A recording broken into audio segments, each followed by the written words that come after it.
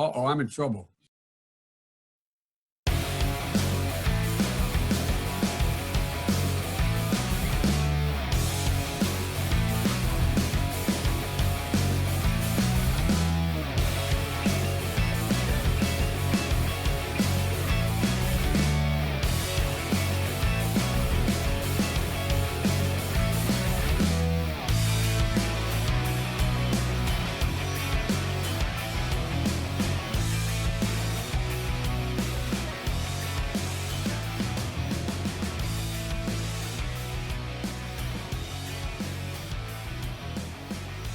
Around the nation, PYT Nation, Jeff Waldorf here.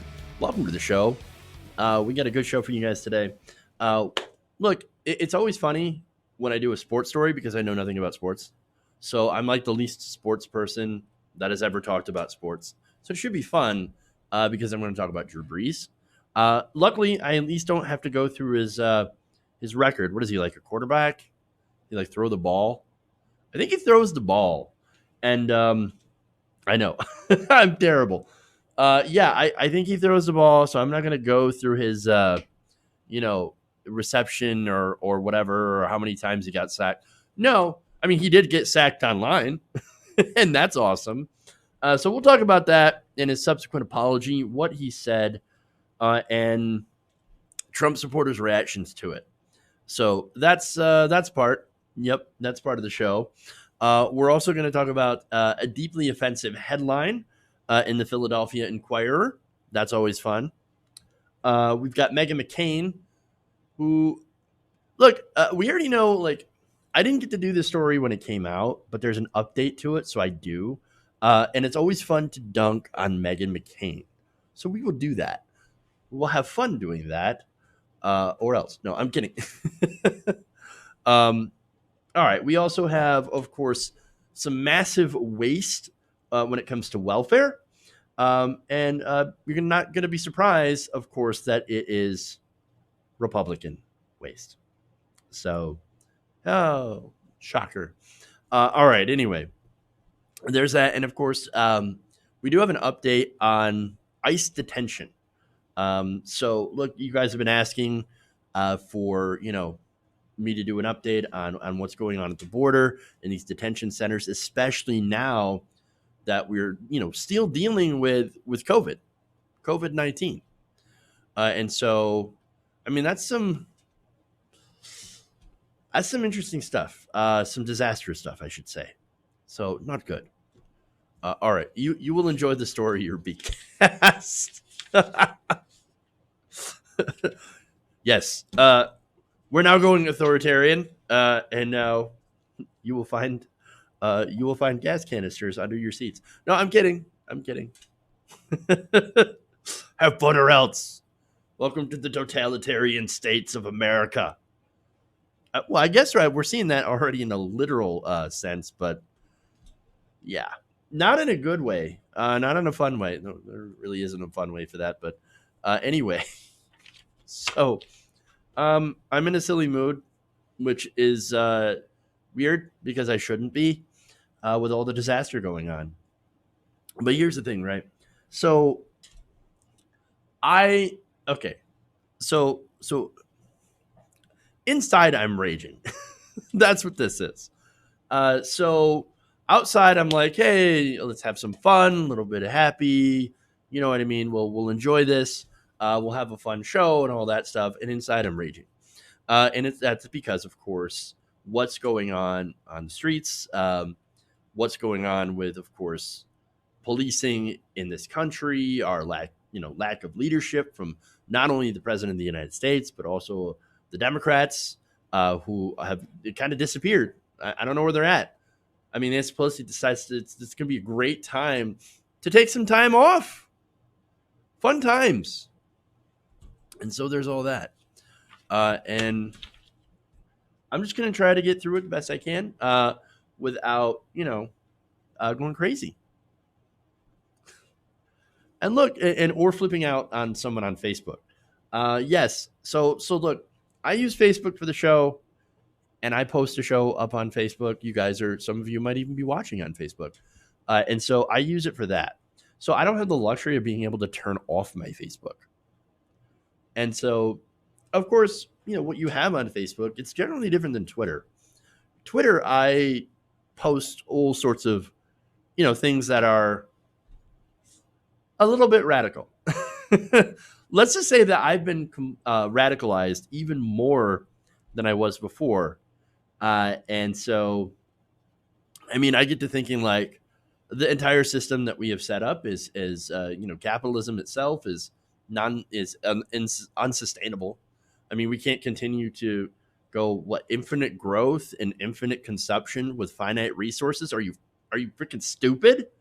No, that's not going to work. And also with finite wealth, that's not going to work either. And so we got all these things that that you think about in not only in the country, but when it comes to the world, of course, and all of it is just unsustainable. Our society is unsustainable. It's going to implode at some point. Are we even close to that, or will the system still try to continue as is into the foreseeable future until, of course, we get wrecked by climate change? All of this stuff, right, is it's disastrous when you think about it. It really is. And so it's hard. It's kind of hard to keep. To keep from raging on someone that you're, a friend with or a family member who posts a ridiculous right-wing meme. It's hard not to rage against them with everything that's going on. But I have managed to keep it together, and I should get a freaking medal. We all should. We all should. And so we just, yeah. All right. So enough of that. Little, personal pontificating here. A little inside baseball of what's going on, I guess. Because I don't really know anything else, but any other way to call that. But, let's get into the stories, huh? Let's talk about Drew Brees. Oh, before we do, please like and share the stream if you haven't already. You know what's great about doing the show is how I'm able to be open with you guys and talk about the frustrations and talk about the stuff while, also talking about the news. And I can be honest with you guys and open with you guys about how I feel about these things. It's a wonderful thing. And I think that's part of what keeps me sane as well. Yes, Eclectic Miscellaneous says making jokes and saying stuff that isn't serious is important too. With all the craziness happening, you need to do something to keep you sane. You're absolutely right. And it does help a lot. And so 100% on that one, guys. But anyway, like and share the stream. And, I'll give shout outs to patrons and channel members later on in the show. But I do want to thank you guys. And those of you who haven't signed up who want to support independent progressive media, please do so. All right. Oh, you know what? One more thing too, because I got to do it now, or else I'm gonna forget. But I want to give a happy birthday shout out to Raven Mollacy. So, happy birthday, Raven! All right, moving on.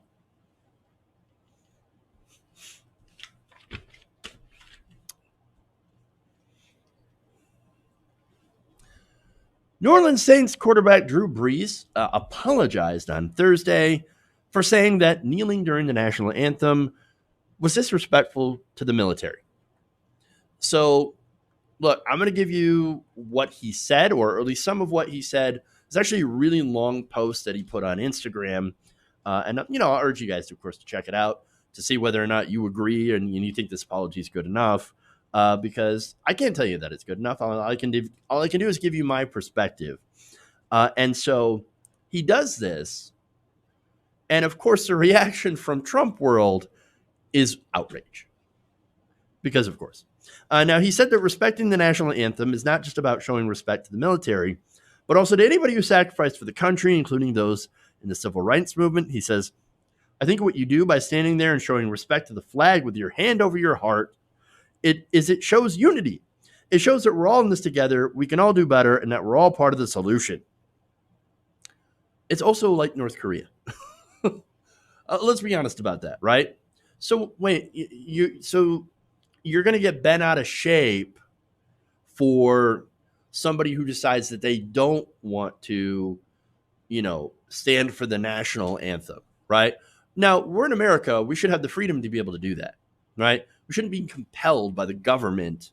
We should be compelled by love for our country, right? And so there are some people, of course, that don't stand for the national anthem, that do love the country, but acknowledge that there are certain issues with the country that make it so that it doesn't really stand up to the ideal that it should, right? That it's professed to do so, right? Land of the free, home of the brave, right? And so, I mean, we have an issue with incarceration. So we definitely, and a police state. So we really can't really say that we're home of the free, right? Or land of the free. And so those are significant issues, especially within the context of the recent protests against said police state. Not only that, but you also have things like domestic spying programs, the warrantless wiretapping. You've got the Patriot Act. You've got all this stuff, right? And all these violations, mini violations of our civil liberties going on in this country. And so policing is part of that, right? And so this is the problem. This is a problem. And so if you don't want to stand for the anthem because you have those issues, well, that's your right as an American. You should be able to do that without it getting conflated with whether or not you, quote unquote, support the troops, right? And by the way, I think a lot of us support the troops. What we don't support is sending them off to BS wars in order to extract resources for multinational corporations, right? We don't support the bombings of countries like Yemen and selling weapons to Saudi Arabia and doing all these, extrajudicial killings like they're doing with the drone program. They did under Obama and Bush, and now massively under Donald Trump. And we don't support that stuff. We support the soldiers that are getting sent over there, who come back often in pieces with, some PTSD and other things. And by the way, a lot of the people that are like, support the troops, or else you're not an American, the same people that won't fund veterans' health care. And so there's some significant issues here. But it gets, it really, the argument gets, I guess, oversimplified on purpose by the right wing to say that if you have any issue with America and what we're doing right now, well, then you hate America. And so that's ridiculous, right? And I think that's what this argument from Drew Brees was, right? Well, obviously, if you're not, if you're kneeling for the flag, if you're not, taking part in the national anthem, then you're being un-American. And that's just absolutely ridiculous, right? So now, shortly after this interview was posted, he got called out by LeBron James. So now LeBron, he says, quote, "You literally still don't understand why Cap was kneeling on one knee. Has absolutely nothing to do with the disrespect of the flag and our soldiers." Yeah, look, and here's why they do that. Here's why they tie it to the, the soldiers and the flag, right? It's a tactic used to delegitimize the protests. You tie it in with the military, which has absolutely nothing to do with this, right? But understand that they do this on purpose because to them, there is no legitimate way to protest. There is no right way to protest. They don't believe that there's even a problem that you should be out there protesting. And it's because these are people that have benefited and continue to benefit from the status quo. So to them, any protest is illegitimate, and they know how to do the messaging to push people's buttons, to craft a narrative that suits them against people that are doing nonviolent protest, right? And so, look, let me even show you, because Colin Kaepernick did this protest. All he did was silently take a knee, right? Didn't do anything like make a spectacle or anything like that. And it really wasn't even a big deal until the right wing blew it up. And I'm going to show you what they said about him while he was doing this protest. You did own a professional football team. What would you do with Colin Kaepernick? I don't think I'm going to tell you what I do. You don't stand up in the middle of our workplace and start creating chaos because we get fired. But they're not creating chaos. That's chaos. So why is this a big deal? Why is it, in the end, dangerous for this country? These acts of protest are beyond disrespectful. He's trying to make a point, but I don't think he's making it the correct way. I think what he's doing is very bad for the spirit of the country. Just because something is legal doesn't mean you ought to do it. Colin Kaepernick gives money to terrorists. Using the excuse of Black Lives Matter or some other issue that they probably haven't even read up on. They just repeat whatever Colin Kaepernick says on any given day. So look at the people he's donated money to. These are radicals in many cases, very anti-American, ethnocentrically racist black organizations, and again, built on a lie. It is a myth that police are brutalizing black people at some epidemic rate. He acts like he's standing up for Black Lives Matter. There was one, I don't know, I've never been able to confirm this. I looked earlier today that he might have converted to Islam in the offseason. So what are these protests really about? Well, some players claim their core complaint is police brutality, in which case, fine, protest that. Learn the facts, make your case, propose solutions, run for office, try to make the country better. But no, that's too hard. It's easier to follow the demagogues and attack America itself. Yeah, so look, that's Fox News talking about how illegitimate Colin Kaepernick's protest is. So now we go to the protest of today. So obviously that was too much, right? So now we get the protest of today, which did involve some violence, which did involve some looting and some burning of buildings. And now you got the same people who blasted Kaepernick going back and saying, if they had just protested peacefully, we would have actually paid attention to them, except that when we had a peaceful protest, you crapped on them. And that's what that is, right? Again, understand that there is no legitimate way to protest for these people. So now, that said, Brees, he got called out, and so he issued this apology on his Instagram. He said, in an attempt to talk about respect, unity, and solidarity centered around the American flag and the national anthem, I made comments that were insensitive and completely missed the mark on issues we are facing right now as a country. They lacked awareness and any type of compassion or empathy. And of course, it goes on saying, I've always been I've always been an ally of African Americans and the right to equality, et cetera, et cetera, et cetera. Again, you'll have to read that to see if this is a good enough apology. Which there are a lot of people that are saying no, it's not a good apology. It's not good enough, especially many of his. It really got a mixed reaction, right? So again, there are people that are other sports stars that are saying no, he still doesn't get it even after this apology. He doesn't understand the issue. And I can understand why, because this person is disconnected from these issues. He's never had to deal with that kind of racism. Or any kind of racism, really.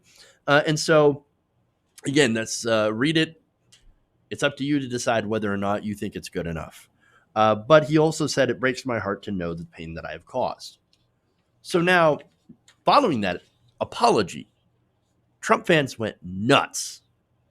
In fact, one person with the handle, and I love this, Antifa is the enemy.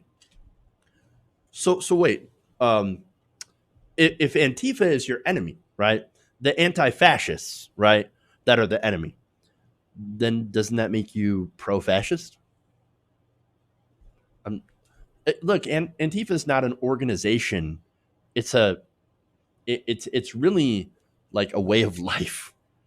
It's a way of life, being against fascism.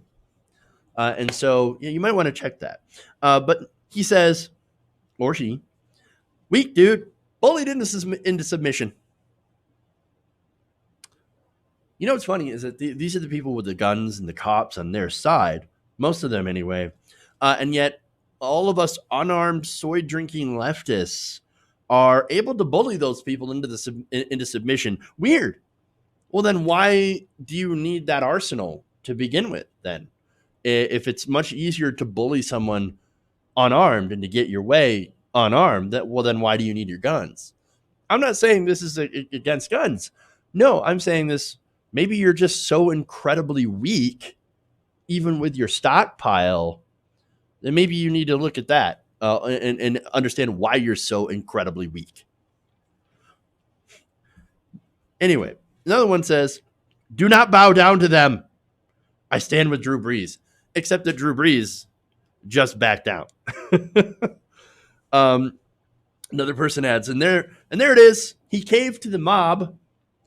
They'll never forgive him regardless of how he's backed down, but now he's backed down from his position.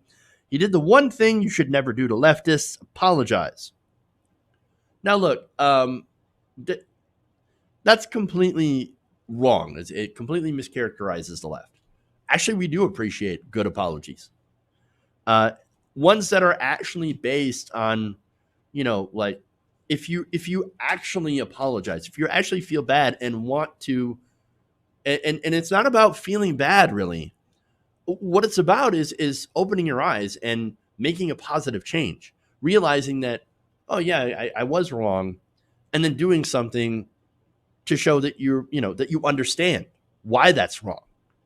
Just saying, well, sorry if you were offended. Well, no, that's ridiculous. That's not an apology at all. No, if for example, Drew Brees decides the next time he's on the field, he's going to take a knee, right? And he's going to go, you know what? Solidarity. Then we'll believe him. Because, look, I believe as a progressive, people who are ignorant can still have their eyes open, right? As long as you're willing to do so. And if you're willing to change for the better and to become a better person, well, then we should welcome you as an ally, okay? Because honestly, a lot of us started out ourselves ignorant to a lot of what's going on, myself included, as a white guy who grew up in a very white area. I had no idea. I had complete ignorance of what was going on for the black community, and then I learned, and then guess what? I changed my opinion of things. That's what happens when you learn new information, and that's a good thing, but not according to these people. Okay, these people think, oh no, changing your opinion based on new facts is bad. We don't like new facts. We're gonna disregard them, right? And so another one says, you shouldn't have to apologize. It's your right to speak what you feel. Well, what if he feels differently? What then, right? Again, upon learning new information and changing your perspective, that's a good thing. You ever think that maybe his opinion had changed if he's actually sincere about his apology? I know it's crazy for some people to believe, but yes, you can actually change your position based on new facts and new information. Another says, you spoke with reason, nothing to apologize for. These people are outraged by nothing. Yeah, saying that anybody who takes a knee is un-American, essentially, oh, they're going to outrage about nothing. No, in reality, we love America and we want America to be better. Another one says, never been to the mob. It's funny, a mob calling the other people a mob. And another one says, how disappointing that a good man can express an extremely non-controversial opinion without having to apologize for it. He caved, and that's too bad. Non-controversial opinion. What? All right. Look, it's amazing. We live in two different realities. They see that somebody possibly admitting a mistake, and whether or not he's, actually like sorry for this and whatever, like that's kind of up to him really to express if he's actually changed his opinion and his mind, or is just doing this for PR reasons. I don't necessarily know. I don't see into his mind, right? But they see that admitting a mistake as a cave, whereas of course we see it as being exposed to the reality of what the protest really stands for. It's never been against the flag. It's never been against the military. It's always been against police brutality against African Americans.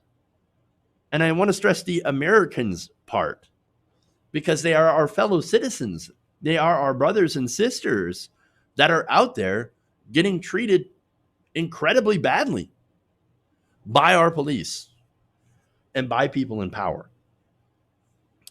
Again, Colin Kaepernick, when he came up with this protest, with taking a knee, he consulted with veterans to try to be as respectful as possible. It still wasn't enough. As you saw, they literally called him a terrorist. And so understand that for these people, there's no type of protest from black people that are going to make them happy. What they want is for black people to shut up, bow down, accept white supremacy in the status quo, as well as second-class citizenship. Because they believe that if black people are elevated and gain equality, they lose something. And that's just not true.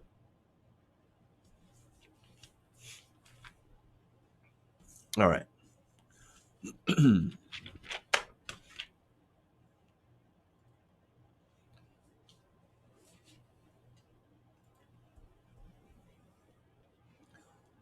I'll read some of these comments on Brees, because again, I don't know this guy very well. I'm not a sports person, so I don't know. But a lot of people are like, "No, this guy is totally not sorry about this. He's a sorry, not sorry kind of person." And so I want to read those, but I want to get through this next story first. All right.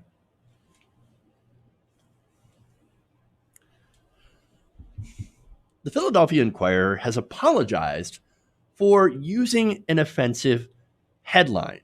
So now I'm going to show you this, and, well, you can see it there, but here's a close-up. Buildings matter, too. Yeah.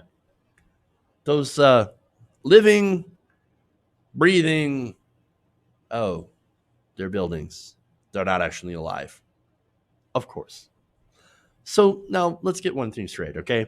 Property is not worth as much as human lives. It's just not. If you're arguing from that perspective, like, oh no, property is worth more than humans, then you're a bad person. That's it. All right. Merchandise, also not worth as much as human lives. It's amazing that I have to point that out, that I actually have to say that, but here we are. This is what this is. And look, this entire article seems like, or at least a headline itself is tisk tisk to the protesters, right? You shouldn't be hurting those poor buildings because it hurts your cause. Of course. Well, here's the thing, right? The majority of the protests have been very peaceful, right? Now, that doesn't mean that there hasn't been vandalism, smashed windows, overturned police cars, fires, stores vandalized and looted. And yes, of course, we have seen that. Honestly, it gets shown on the news literally 24/7, as opposed to the vast majority of the times where the protest is peaceful. We don't see that, but we see the smashed storefronts and we see that stuff. So now look, that said, does anybody like the looting? It sucks, right? But here's the thing about the companies, right? These big companies, for example, the Target, that I saw threads on social media of people saying, oh my God, that poor Target, right? Are you kidding me? They're a giant corporation, billions and billions of dollars a year. You don't think that they have insurance? Yeah, they have insurance. They have insurance in the merchandise. They have insurance in the building. They will rebuild, right? And I know the other argument, of course, is, but what about the people that work there, right? Well, once they rebuild, they're going to get their jobs back. Maybe we should have a social safety net support system to be able to take care of those people until they can get their jobs back. That would be nice. But anyway, that said, right? I also care about the small businesses that have been hit too. And I get it, right? And it would be awesome if we had a government that actually cared about helping those people recover from civil unrest or any other type of, fire or earthquake or whatever, right? Economic downturn. Be nice if we focused on that. Instead, our government tends to focus on giving trillions of dollars to rich people who don't need that money, and to wealthy corporations, which again, don't need that money. So understand though, That's not the point. The buildings are going to be fine. Target's going to be okay, right? These protests are a result of people literally losing their lives, black people especially. And MLK, Martin Luther King Jr., said that riots are the language of the unheard. And so they have been trying to bring attention to this through peaceful methods.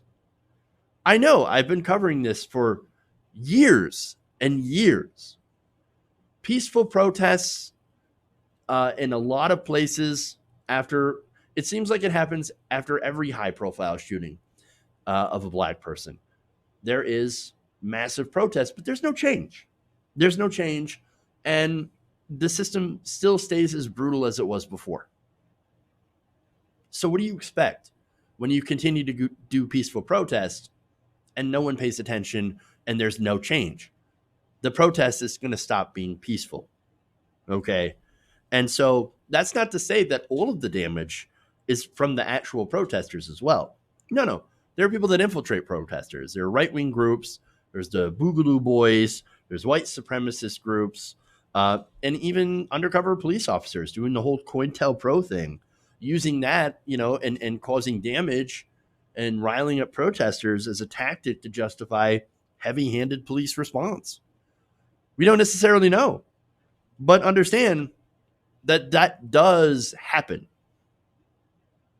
So now comes the apology, right? After people spoke out. The newspaper's top editors had acknowledged the headline that appeared in its print edition was, quote, unacceptable and deeply offensive. We should not have printed it. We're sorry and regret that we did. While no comparison between Black lives and, of course, buildings was intended, intent is ultimately irrelevant. And this was the note signed by editor Gabriel Escobar, executive editor Stan Wishanowski, and managing editor Patrick Kirkstra. And they said an editor's attempt to capture a columnist's nuanced argument in a few words went horribly wrong, and the resulting hurt and anger are plain.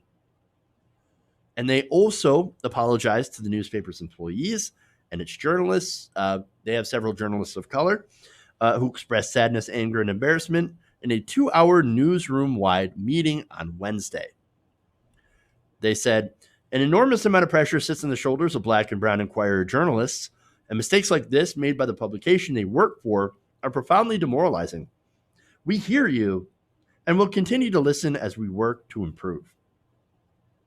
So there's the we hear you, right? No, I'm not saying it's not a good apology. I actually think it is a pretty good apology. But then what are you going to do to back it up, right? And this gets down to the, of course, platitudes versus action. Sure, platitudes and apologies are great, but what are you going to do to fix the situation, right? And so some of the journalists looked at that apology and said, yeah, look, it's good, but not good enough. In fact, you have people who decided that they were going to start calling in on Thursday. And they said this, things need to change. We call on the Inquirer to do better, to be better. We're tired of shouldering the burden of dragging this 200-year-old institution, kicking and screaming, into a more equitable age. We're tired of being told of the progress that the company has made and being served platitudes about diversity and inclusion when we raise our concerns. We're tired of seeing our words and photos twisted to fit a narrative that does not reflect our reality. We're tired of being told to show both sides of issues here. There are no two sides of. Things need to change. Now that is strong. Saying, no. Your platitudes mean nothing to us. We need real change. We're tired of this. And I totally agree with them. Things do need to change, especially when it comes to journalism. Especially when I've mentioned before that the major focus has been on the riots and looting versus the peaceful protests in all around the country, in every single state. You've had peaceful protests. There's a peaceful protest in my town, right? Small town. Several hundred people showed up, 100% peaceful, Did they get any coverage? Not really. But if you throw a brick, every single camera in a 100-mile radius is going to be right on you. It's going to be talking about that for days. And understand that this is a problem in journalism specifically, right? We're stuck in an age of journalism where, unfortunately, it's, you've heard it before. If it bleeds, it leads. Meaning we're going to pick up and we're going to cover the outrageous stuff the most. That's going to get us the most eyeballs. That's going to get us the most advertising revenue. And so that's what we're going to go with. We're not going to talk about these peaceful protests. We're going to focus on the destruction, the broken storefronts. And so understand that this is a problem with all of journalism is facing, not just the Philadelphia Inquirer. And of course, that kind of focus on that kind of coverage does these social movements wrong. And so, what we need to do is we need to have journalism that does better. And you're not going to get it from a large corporation, certainly, that has advertisers and, of course, that pay most of the bills. And you're going to have a strong, independent journalistic movement that actually cares about covering everything and not being neutral to avoid, angering advertisers. Where, the Republicans say this, Democrats say that, they say this, they say that. And, it's in the middle. No, neutrality isn't objectivity. You should absolutely be objective, but that doesn't mean being neutral.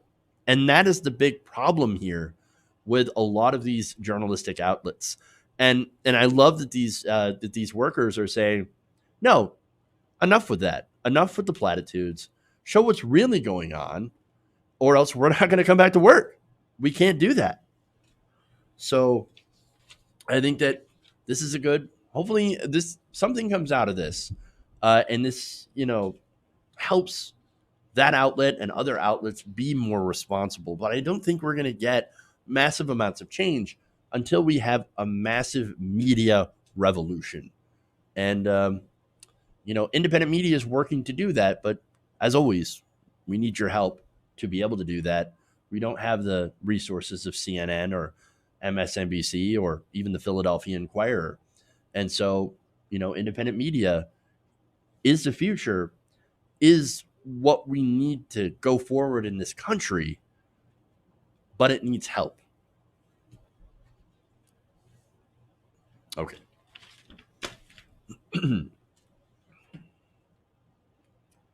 One more here before I go to break.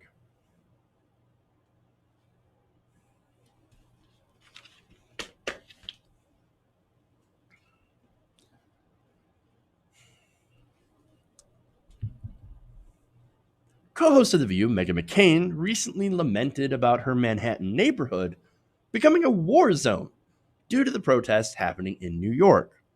So now she tweeted this: "My neighborhood in Manhattan is eviscerated and looks like a war zone. De Blasio and Cuomo are an utter disgrace. This is not America. Our leaders have abandoned us and are continuing to let great American cities burn to the ground and be destroyed. I never could have fathomed this." So now that tweet is too good not to pick apart. Oh, eviscerated. Total war zone. Well, you're going to find out that's not true at all. This is not America. No. This is totally America. See, protest is American as apple pie, going all the way back to the literal Boston Tea Party, where there was destruction of property. It was basically a riot where people threw a bunch of merchandise overboard and then fomented an open rebellion. So, yes, protest, looting, and property destruction is actually pretty American, which is hilarious. But no, it's not America. She also says that our leaders have abandoned us. Well, that's true in the fact of Donald Trump, who was literally hiding in the bunker and letting great American cities burn to the ground. I could not have fathomed this. Well, she, of course, wouldn't be able to fathom this because Meghan McCain is a picture of a child of privilege, right? Daughter of the great John McCain, right? Grew up incredibly wealthy, incredibly privileged. And so that doesn't mean that she hasn't had a day of hardship in her life. It just means that her hardship is way less than what other people experience that are not part of her social class. And so she is privileged. And so now, still, was her neighborhood a war zone, as she claims? Why, again, I said that that's not true. So where do I get my confirmation from? Her neighbor, actually. Her neighbor is Kristen Bartlett, a chief writer for TBS's Full Frontal. And so it's funny because that just shows that she lives in a very wealthy area in Manhattan, which, of course, you got to be really wealthy to live in a good place in Manhattan. And so, yeah, of course, you've got this, nighttime show, writer and other celebrities living in the same building. And so, again, part of her privilege, right? So she comes out and she says, actually, Meghan, we live in the same building and I just walked outside. It's fine. Again, you think her neighborhood's going to be touched? Her ritzy little neighborhood? Give me a break. So, ridiculous. Now, of course, this is nothing more than a political hit against de Blasio and Cuomo, who are both Democrats. Now, that's not to say that de Blasio and Cuomo haven't completely effed this up. I mean, look, I've criticized them for coronavirus, especially Cuomo, and criticizing de Blasio for what the NYPD has been doing, right?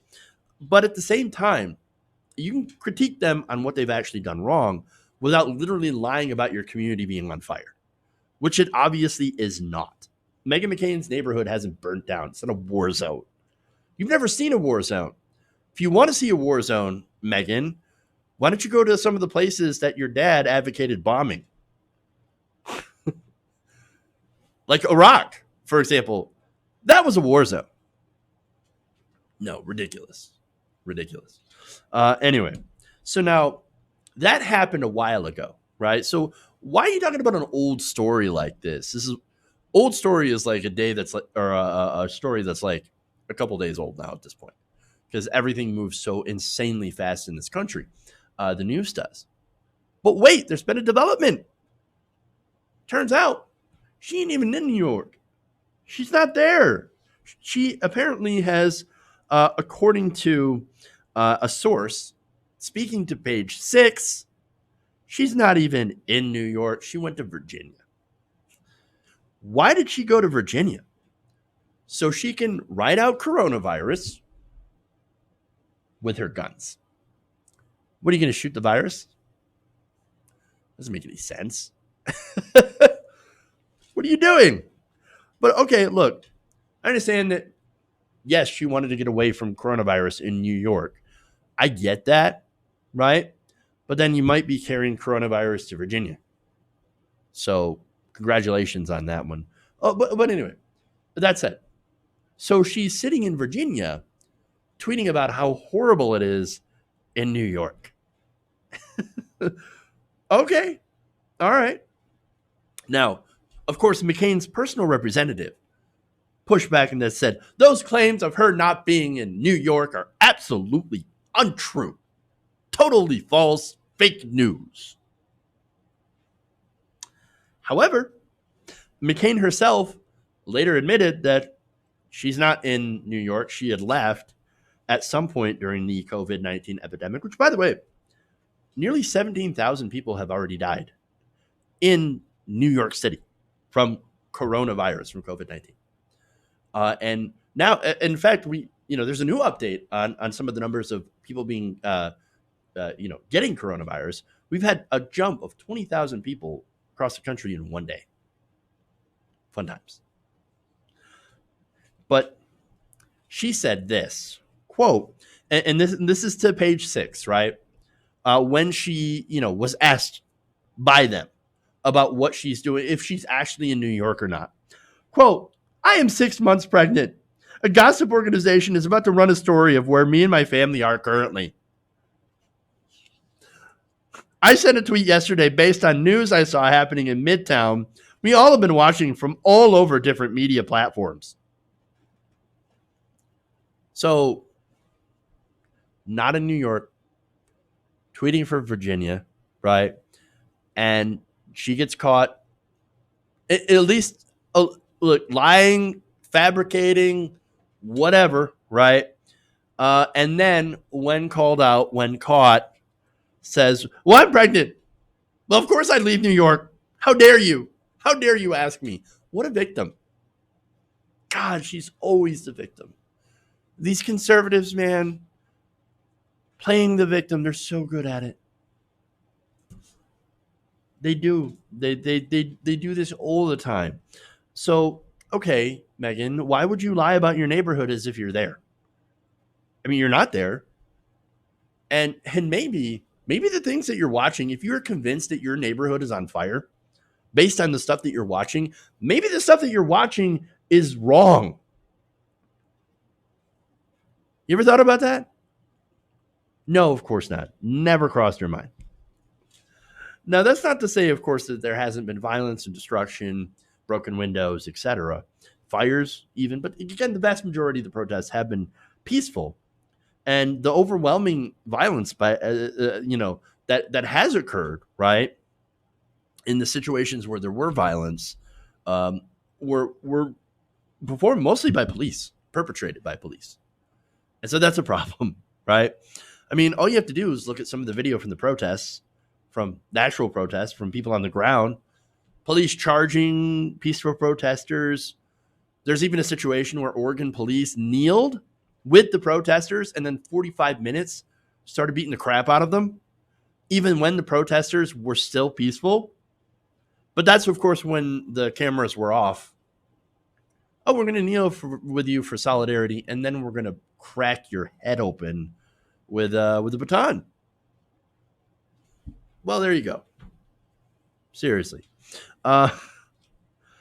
We've also seen video, of course, of people firing tear gas canisters and rubber bullets right at the protesters. Some people firing from their vehicles. I mean, come on, dude. We know who's causing the violence. We also know that there is some destruction from white supremacist, right-wing protesters, groups that are trying to delegitimize actual protests.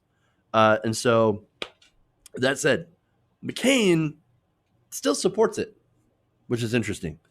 She says, I support the peaceful protests, their movement, but I'm absolutely heartbroken about destruction in the city I have loved since I moved to when I was 18 years old. It's important to have your voice heard, and I hope everyone stays safe and healthy. Look, for the most part, we agree with you, Meghan. So why lie? Why lie and stop using this, why don't you stop using this in order to take political shots at people that you don't like? I know you don't like Cuomo. I know you don't like de Blasio. I don't like Cuomo, right? And so I got problems with both of them. I got problems with everybody. Now you're going to hear about it. And that said, lying or making things up and saying, oh my God, my neighborhood's on fire when it really isn't, in order to try to make a political point against people you don't like, this is gross. But understand that's exactly who Meghan McCain is. All right. So let's move on here. Actually, you know what? I'm going to take a quick break here. We'll come back. We're going to skip the welfare story, and we'll come back and we'll do the ICE protests. So that should be fun. The ICE story. Stay right here around the nation. We'll be right back in just a minute.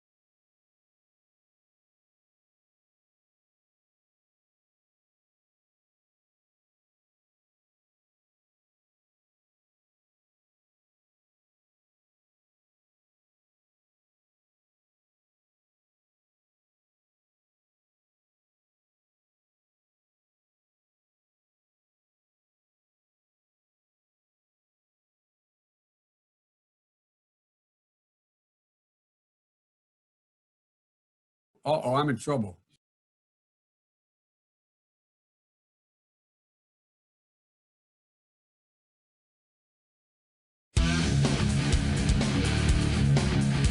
Mike Pence.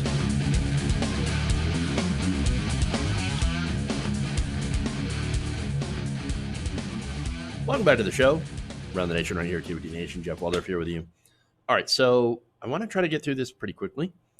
So channel memberships, I want to thank these channel members for making the show possible. Fielen Schwarzentraub, so thank you. And Hulit Nadaf. So those are 2 channel members of the day. Thank you for supporting independent progressive media. You can join by hitting the join button below.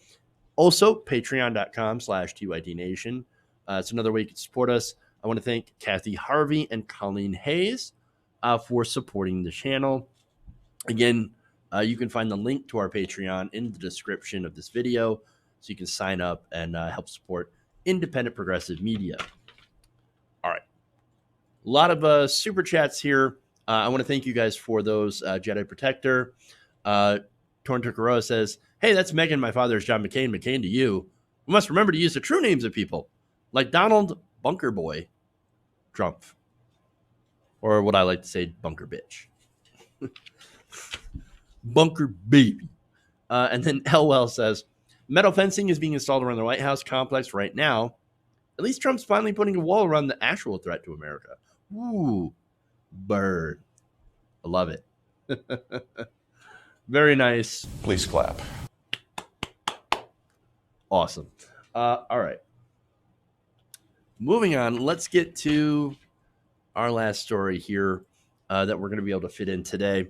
And that is a story that you guys have been asking for, at least a couple of you.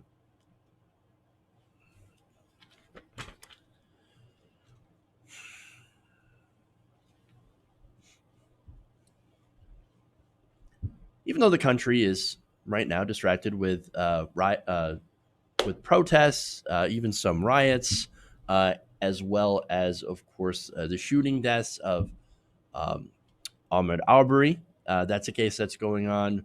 The death of George Floyd, as well as the death of Breonna Taylor. There's also a lot that's happening at the border in these detention camps that is not getting a lot of coverage. And so we're going to be talking about that. A lot of people, again, are wondering what's going on at these detention camps, especially now the country is still dealing with the coronavirus or the COVID-19 pandemic. So now it appears the situation has become so bad that some detainees have been doing hunger strikes and other demonstrations to attempt to get some attention onto the conditions that are happening. Now, the New York Times did an in-depth piece. I recommend that you read this if you're able to. I understand that there are paywalls and stuff, but it's an incredibly long piece that I wouldn't be able to get through all the details without taking an entire show to do so. So I'm going to try to summarize it the best I can. And a lot of the focus was on a privately operated detention center, ICE detention center in Irwin County, Georgia. So that's in southern Georgia.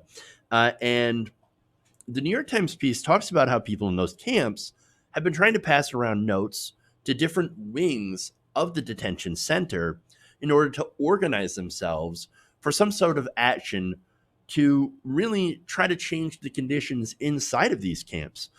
Mainly, they're asking for protection from coronavirus, from COVID-19. Now, the piece says that for weeks, many of the 700 people locked up in that facility had been asking officials for protection, masks, temperature checks for detainees, and a requirement that guards who enter and exit the facility daily wear masks, as well as a promise to stop bringing in new detainees into their units.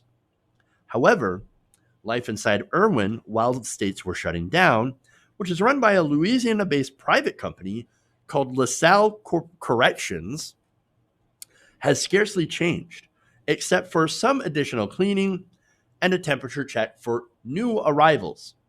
Now, remember, one of their demands was no new arrivals. They said, no, we're going to still bring in new people, but we're going to temperature check them. but no temperature checks for anyone else. According to one inmate, we're depending totally on the authorities here and what they do, and they are not doing much. Now, that's disastrous, right? So now there's a reporter that was in regular contact with the people there. And so they describe the conditions as pretty bad. And they talk about how the guards would enter the detainees' living areas without masks, even as detainees were coughing, and watched other detainees fashion masks out of basically anything, old ripped clothes, you name it, right? They're trying to find a way to protect themselves because there are people in that facility that have gotten sick, that have contracted coronavirus, and at least one person has died from that. And so now the thing is that for months in these detention centers, nobody could confirm how many immigrants had COVID-19 because they didn't do any testing at all. That isn't, of course, until recently. Now, once they did testing, of course, they found out that, surprise, surprise, you had a lot of inmates with coronavirus that tested positive for COVID-19. And that's not just for this facility. It's also for a lot of these detention camps. In fact, as of May 28th, about 2,600 of ICE's detainees had been tested. And more than half have been positive. Now, what do you expect when you cram a bunch of people in a small living area during a pandemic? You're going to get a lot of people that end up getting sick. In fact, you had a detainee in a California city with an outbreak died in the first week of May. Days later, another man in Ohio had died from COVID-19 weeks after his release from ICE detention, where he appears to have been exposed. 2 guards in an immigrant detention center in Louisiana also died in late April. And so, in response, of course, to this, people inside these detention centers in at least a dozen different facilities have announced that they would try to do protests and strikes. That includes, of course, hunger strikes. So now, and you can see why, of course. Now, if you thought our national response to the pandemic was bad, and it was, get a load of how we treat these undocumented immigrants in these ICE detention camps where they actually shouldn't be in the first place. Eunice Cho, senior staff attorney at the ACLU's National Prison Project, somebody who's been against these detention centers, she says this: I've never seen conditions with respect to desperation and grave urgency at this level before. It's really, really bad. So now, ICE, in response to this, and in response, of course, to a lot of legal action, did release people. They released some people that had pre-existing conditions that made them even more susceptible to COVID-19. In fact, as of May 28th, federal courts had ordered 392 inmates to be released. But that means, of course, that there's still a ton of people who are in these facilities that are still getting exposed to COVID-19. And so, of course, something has to be done. That's why people are protesting. Now, of course, ICE officials have pushed back. They've actually downplayed the risk. They called the fears of infection, quote, purely speculative and conjectural, and argued that detainees would be no safer outside than they were inside. And even when they were forced to release detainees, because they didn't do this of their own will, again, they were ordered by the courts to release people, and they say, well, okay, we'll release them, but you know what they're doing? We're going to end up releasing these dangerous criminals back into the world, and you guys don't want that, do you? Well, what kind of quote-unquote dangerous criminals are you releasing? Well, there was one case where a person had a DUI. Ooh, what a danger to the community. Seriously. Ridiculous, right? But here's the issue, right? These detention camps were bad before COVID-19. Now they're worse. You add in a pandemic, you add multiple people to one cell, and it's going to get bad. And it already has gotten bad. But understand that ICE has basically a vested motive in keeping these people locked up. Now, part of that, and it's an incredibly gross reason, right? Part of it is existential anxiety. Now, right now, the border is closed, right? Thanks to COVID-19, which actually is a sensible response. Yes, close the border, turn people away. I know it sucks. We're in the middle of a pandemic. We're trying to control stuff on our own borders here in our own country. So I would like to open it up once we get a handle on this thing. Unfortunately, we don't have a handle on it, and it's worse. It's getting much worse. And so they say that, well, I mean, if we let everybody out of these detention centers, well, then we would have no reason to exist. We would have to shut them down. Now, remember that Louisiana facility, that is privately owned. A lot of these detention centers are privately owned by private corporations, or at least privately run by corporations, which means they get contract money. They get paid to run these facilities for the federal government. You think they want to give up that money? Of course not. Of course not. Now, I say, shut them down. Good. Shut them down. They never needed to exist. That's what, and look, the reason that I say that is not because I'm fundamentally opposed to them, because I'm fundamentally opposed to them, right? No, it's because the facts are 95% of everybody who files an asylum claim ends up going to court. And that's it. Those are the facts, right? And that's who is ending up in these camps, are people that are filing for asylum. They are asylum seekers, and in a lot of cases, unaccompanied minors. They're seeking political asylum or asylum away from abusive husbands or whatever, gang violence, extreme poverty, that kind of stuff. And they're stuck in these places while awaiting court dates. But these camps have turned into essentially prison camps. And now, as we've seen in our prison system, this pandemic spreading rapidly among people that are inside. And so that's the situation, and it's disastrous. And so the conditions are horrific, and they were horrible before. They're even horrible now. In fact, the guards aren't taking this seriously. They're still packing too many people in a cell. Again, they're not wearing masks. And more importantly, they're actually trying to silence and crush protests against these conditions. It's incredibly bad there. And it's a complete failure to keep people safe. But of course, that was never their goal. They say, oh, no, we're supposed to keep them safe. And so they get to their court dates and all that. And so they could do this the good way, the legal way, right?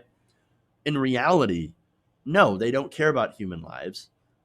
They don't care about these people coming into the country. They don't want them to come into the country. They want to continue to enact President Trump and, more importantly, Stephen Miller's horrific and racist agenda to keep all immigrants out of the country indefinitely. And so understand that ICE plays that role. That's why we should abolish ICE. We should get rid of it, and we should end these detention camps and stop this horrific abuse that's going on at the border. All right. That's all I got time for, guys. Thank you for joining me. Thank you for watching. And thank you for supporting the show. Please, again, like and share. Go out, check out our videos if you've missed any part of the show or missed any of the shows. We got the clips up that go up every single day, every single time there is a show. So go check those out. That's really it. Thank you, guys. Love you. And remember, change begins with you. Good night, nation. We'll see you guys tomorrow. Same time, same place. Stay safe. And we'll see you right back here around the nation.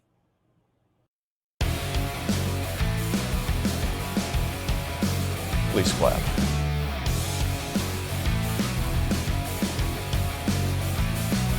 Mike Pounds.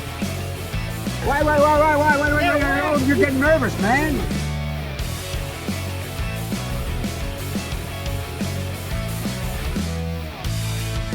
Uh-oh, I'm in trouble.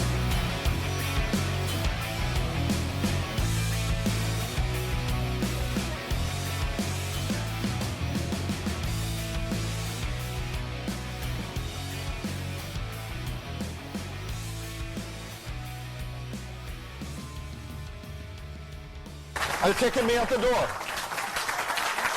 You're kicking me out the door.